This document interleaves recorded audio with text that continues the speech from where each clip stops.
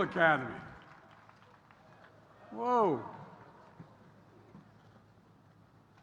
Before I began my speech, a thought crossed my mind as I was told the class of '72 is here.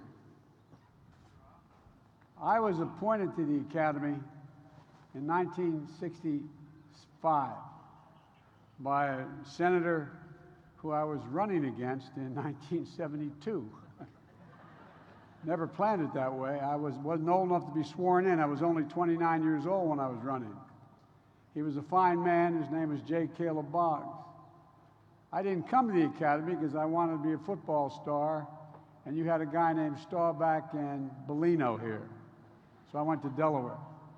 But all kidding aside, the best line of the debate was, after it was all over, the announcer, the questioner, who was a good guy but supported my opponent, who was a good man as well, I might add. And he said, "Senator Boggs, you have anything else you want to say?" And he said, "Yes, just one thing." And he took the microphone.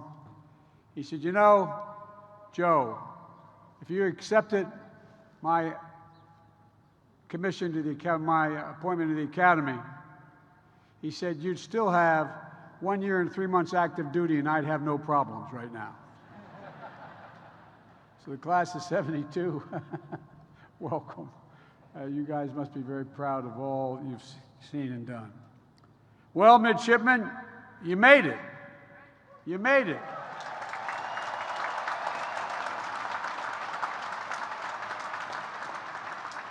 I'll bet there were times you wondered if you'd ever see this day. Especially those early days, you had to chop everywhere, memorize every reef point to make it through the sea trial, and even passing chemistry, for God's sake. Well, this education has at times pushed the edge of what you thought would be possible in order to develop you morally, mentally, and physically. And it was worth it. It was worth it all because today you stand ready to assume the title you've been working toward for so long. Ensign, United States Navy. Second Lieutenant, United States Marine Corps. Members of the greatest fighting force in the history of the world, and that's no exaggeration. You have earned it. Congratulations.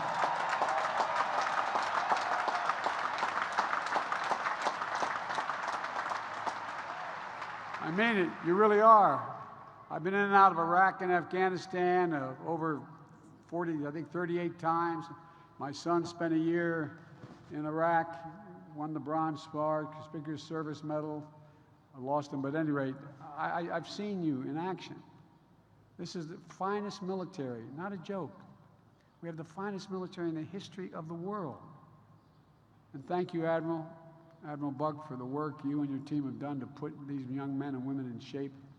When they arrived here 4 days ago on I-Day into officers of the Armed Services in the United States of America. And Secretary Del Toro, Admiral Gilday, General Berger, you know better than anyone how important these missions are we're going to ask these young officers to carry out. And looking out at this field, it's clear to me we're going to be sending our finest. Congressman Ruppersberger, it's great to see you here. I'm told you're here. I also want to recognize Congressman DeJarle and Congressman Crowley, both here today as proud parents commissioning midshipmen. And by the way, and I know that all midshipmen here are holding in their hearts the memory of two classmates who tragically did not live to see this day. I hope I'm pronouncing Duke's last name correctly, Carrillo and Michael Mills James. Folks, midshipmen, this is your day. But I want to start by recognizing the people who got you here. Your parents, your family, everyone here that shows the support to get you here. It's their day as well. So midshipmen, stand up and clap for them. For them. I mean it. Moms and dads and grandparents, thanks for instilling such honor and integrity in these young women and men. Class of 2022, you've made incredible memories. Please have a seat. during your time in the Yard. After all this class holds one of the fastest Herndon climbs in history, upholding a tradition set by the link in the class chain 50 years ago. This is a class that earned a record number of wins against Army in the N-Star competition.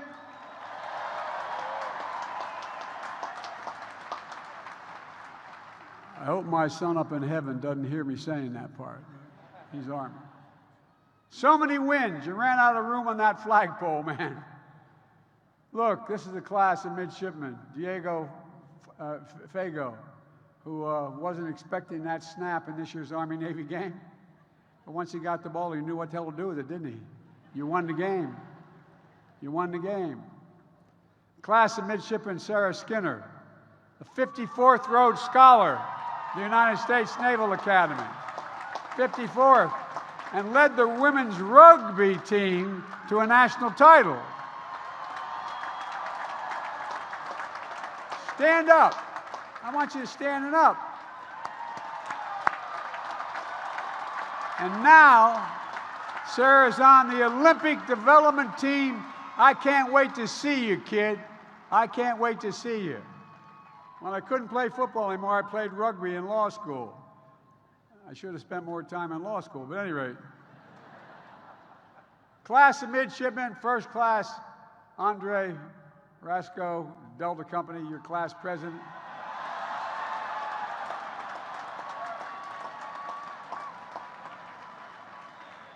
I don't know, but somebody told me you may have questions for me. I think only the class understands that one. You've all got so much to be proud of. You really do.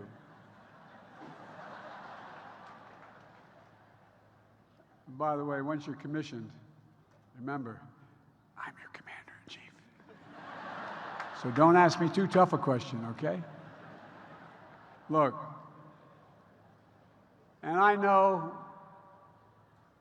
unlike me, when I graduated from the University of Delaware, I had a few, thank you, I had a few minor infractions, like hosing down an RA and anyway. Unfortunately, we didn't have the same tradition you have here. So before I take care of you, let's not forget, this is also the class that also got rowdy during the Air Force Week and plebe year, and they're still trying to clean the chocolate syrup off the ceiling in King Hall. You lived through Red Beach Massacre. And that helped the printers earn their jump wings. Anyone who wants to fess up to getting the printer onto the Chapel Dome, now's your moment. No one's going to admit it, huh? Okay. Because as your commander-in-chief, in keeping with a long-standing tradition, I hereby absolve all those serving restrictions for minor infractions. You are absolved.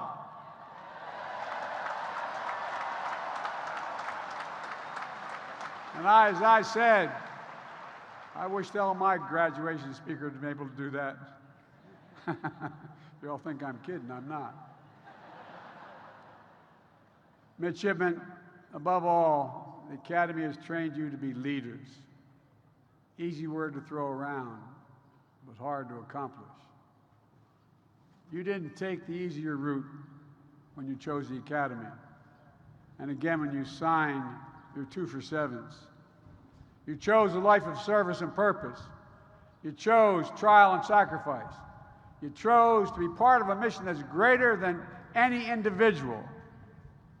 While every class of midshipmen is tested, you faced added challenges to maintain a sense of mission and community and purpose when the global pandemic forced everything, literally everything, to change. When you were told not to return after spring break as youngsters, when your second year, you weren't allowed to see anybody other than your roommate. Hope the hell you picked right. When you had to take your classes over Zoom, I should say, sitting in your uniforms and mesh shorts. I figured that. And then coming back to the yard as first is not only to reform, but to remember what this place and what this time is supposed to be like. To return to the brigade to what it was pre-COVID and rebuild morale. You had the responsibility to right the ship, and all of you stepped up, I'm told. You came together. You learned the first and most important lesson of leadership, to always, always care for your people, to respect everyone's talents, to be inclusive, and to make sure the United States Navy and the United States Marine Corps draw from the full strength and diversity of this nation. Everybody. Midshipmen, for the rest of your careers, you're going to face challenges unforeseen. You're going to have to adapt, be ready to lead your people through whatever lies ahead. To state the obvious, no generation of graduates gets to pick what world we're going to graduate into. It's already been formed for you, but you must change it. No officer knows the range of challenges they'll face when they commission.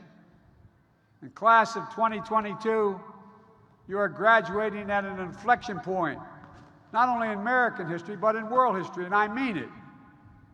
The challenges we face, the choices we make, are more consequential than ever. Things are changing so rapidly that the next 10 years will be the decisive decade of this century, because it's going to shape what our world looks like and the values that will guide it, not just for the immediate future, but for generations to come, and that is not hyperbole. Over the past few years, we've seen how interconnected the world is. The deadly pandemic has impacted not just our own schooling, but almost every aspect of our lives.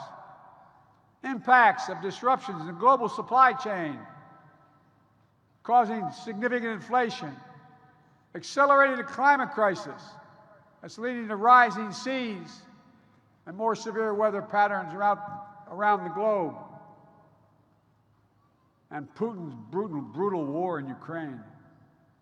Not only is he trying to take over Ukraine, he's literally trying to wipe out the culture and identity of the Ukrainian people.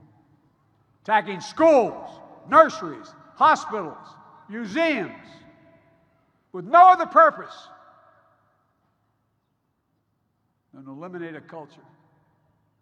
A direct assault on the fundamental tenets of rule-based international order.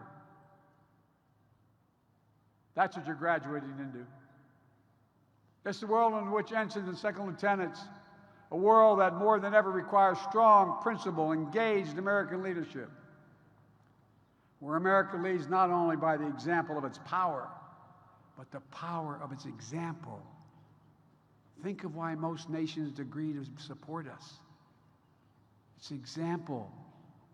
It's the example we set. You'll learn to crew the most advanced ships in the world, train the most elite combat units, conduct undetected submarine missions, fly the most advanced fighter planes. But the most powerful tool that you'll wield is our unmatched network of global alliances and the strength of our partnerships, which since I got elected, I've been trying to reestablish in detail. Earlier this week, I returned from my first trip as president, been there before, as president though, to the Indo-Pacific, a region that will be vital to the future of our world. I met with the leaders of Japan, the heads of state of Japan, the Republic of Korea.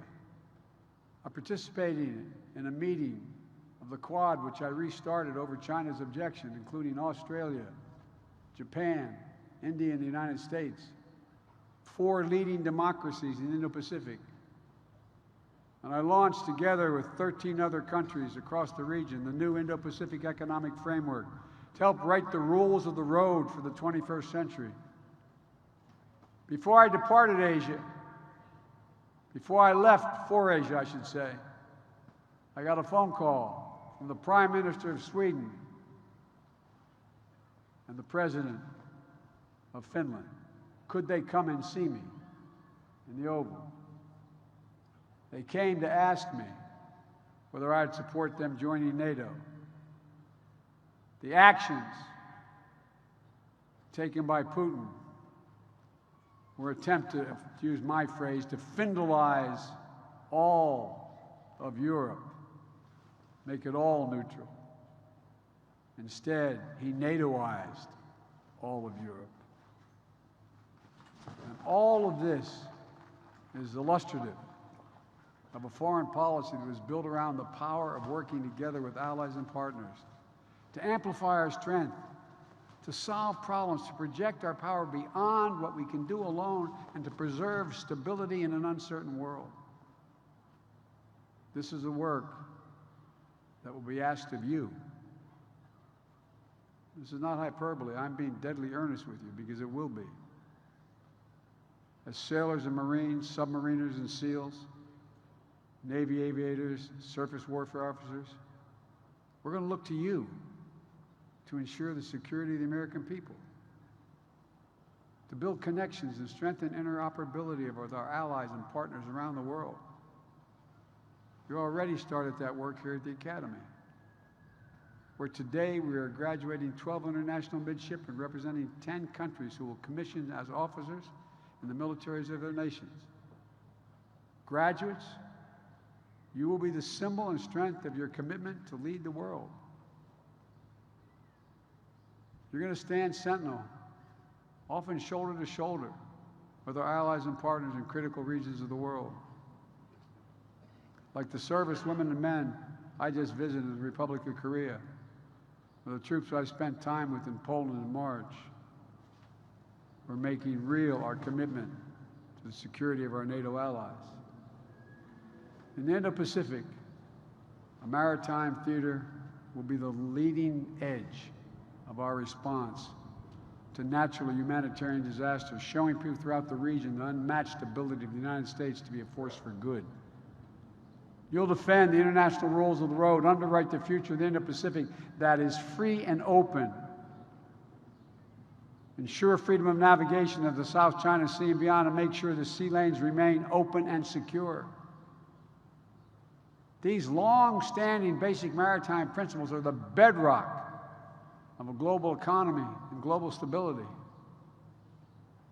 And you're going to help knit together our allies in Europe with our allies in the Indo-Pacific. For the first time, if I can hesitate for a second here, did anybody think when I called for sanctions against Russia that in addition to NATO, that Australia, Japan, North Korea, some of the ASEAN countries would stand up and support those sanctions? The world is moving so rapidly. I need not tell you aviators. Within the next decade, you're going to be able to circumvent the world within the atmosphere in a little more than an hour. Things are changing.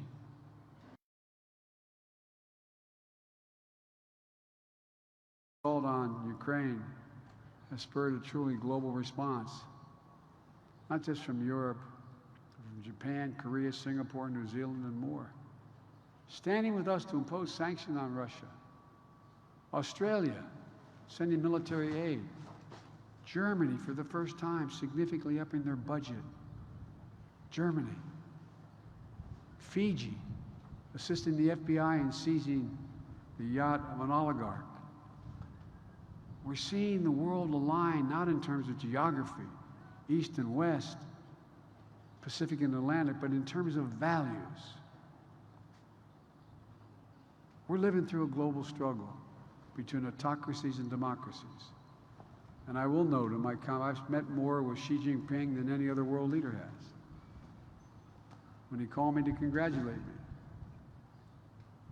on election night, he said to me, which he said many times before, he said, democracies cannot be sustained in the 21st century. Autocracies will run the world. Why? Things are changing so rapidly. Democracies require consensus, and it takes time. And you don't have the time. He's wrong.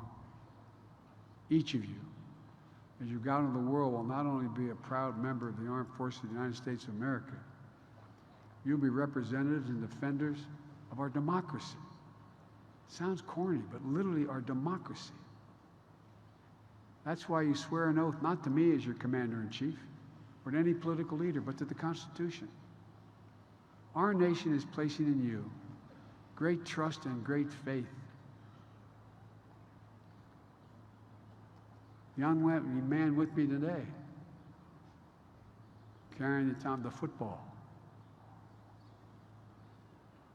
All the responsibility given to so many of you, so consequential, because you've chosen the honorable path that few before you have done. And you're going to look to uphold the honor of this institution and a generation of proud patriots who passed this way before you. Patriots like a dear friend of mine, John McCain. John and I went after each other hammer and tong on the Senate floor. We disagreed politically on things.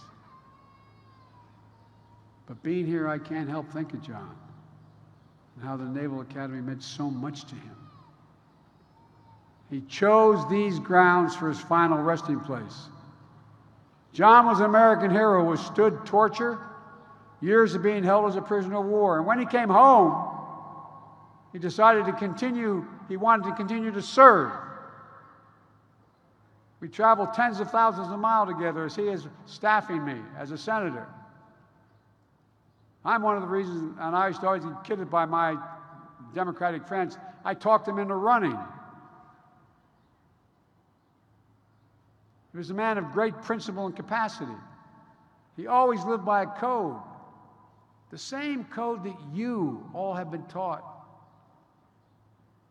It's not just words, it's real. Duty, honor, loyalty.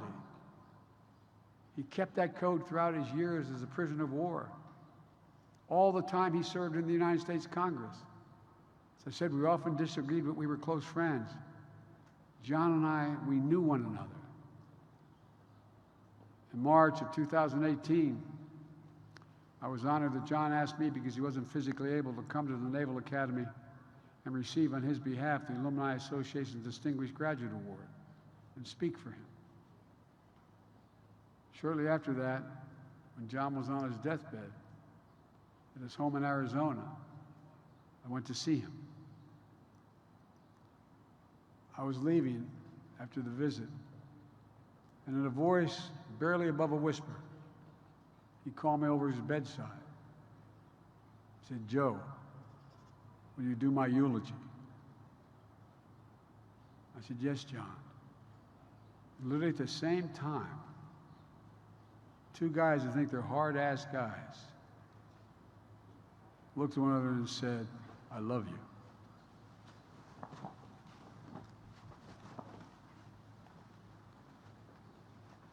Class of 2022, John McCain's memorial was one of the first experiences you had in the Academy back in 2018.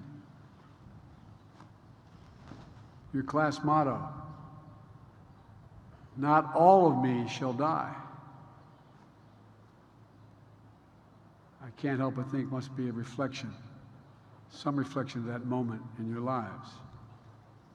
Reminder of the responsibilities you've taken on and the legacy you will leave behind. It's a promise you made to each other and to this institution. Because what lives on will be the service you will give to others and the timeless principles that you're willing to sacrifice everything to defend. In this moment, we must steer our nation and our world through this decisive decade. I hope you'll keep the memory of the example of Academy graduates like my friend John McCain close in your hearts as you embark on your commissions. I cannot promise you the way will be straight, or the sailing will be easy. But I can promise you that you all have the tools needed to navigate any waters you encounter. This great academy has prepared you to face every challenge and overcome any obstacle. You are ready. For my wish to you is fair winds and following seas, because I know you will remain always faithful. May God protect you all, and may He set you on your journey. May God protect all those who wear the uniform of the United States of America. Thank you. Thank you for your service.